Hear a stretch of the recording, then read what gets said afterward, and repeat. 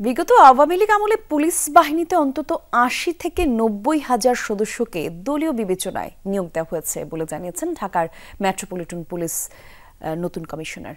সকালে ডিএমপির মিডিয়া সেন্টারে meet the প্রেসে এসব কথা জানান তিনি। বলেন, ট্রাফিক ব্যবস্থাপনা, চাঁদাবাজি, মামলা বাণিজ্য, রাজধানীর নানা সমস্যা ও সমাধানের উপায় নিয়ে এ সময় জুলাই গণ অভ্যুত্থানে ডিএমপির অপেশাদার আচরণের জন্য দুঃখ প্রকাশ করেন ডিএমপি কমিশনার।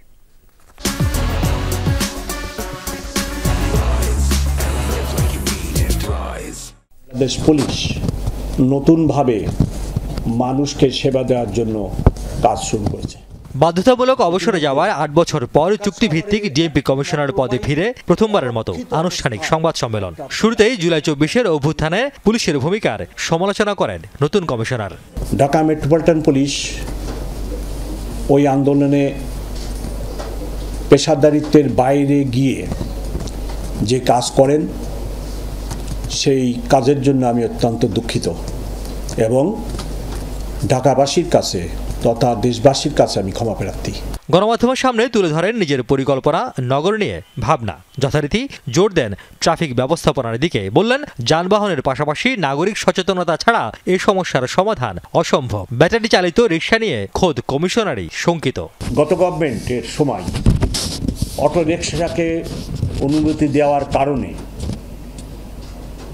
হু হু করে অটোরিকশার সংখ্যা বৃদ্ধি পাচ্ছে এবং এই অটোরিকশার সংখ্যা যদি রোধ করা না যায়, অচিরেই আপনারা এরূপ একটি ঢাকা শহর পাবেন যেখানে আপনি আপনার বাসা থেকে বেরোলেই আর কোনো মুভমেন্টের সুযোগ থাকবে না।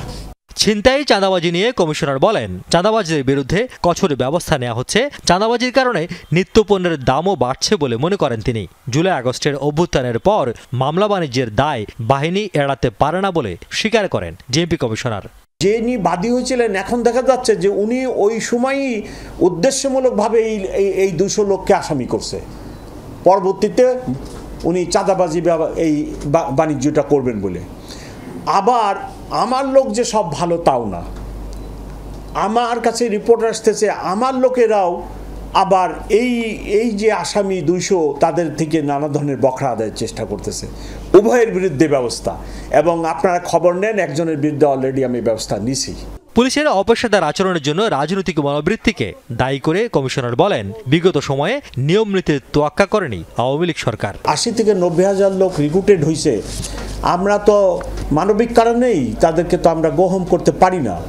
তবে যারা দুষ্টু, যারা পেশাদারিত্বের বাইরে যেয়ে নানা ধরনের কর্মে লিপ্ত হয়েছিল তাদের বিরুদ্ধে তাদের অনেকে পালায়ে গেছে এবং তাদের অনেকের বিরুদ্ধেই আমরা ব্যবস্থা নিচ্ছি।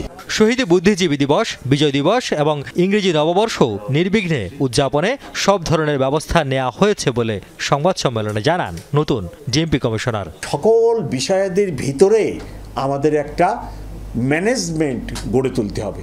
রিয়াজ রায়হান, যমুনা নিউজ, ঢাকা।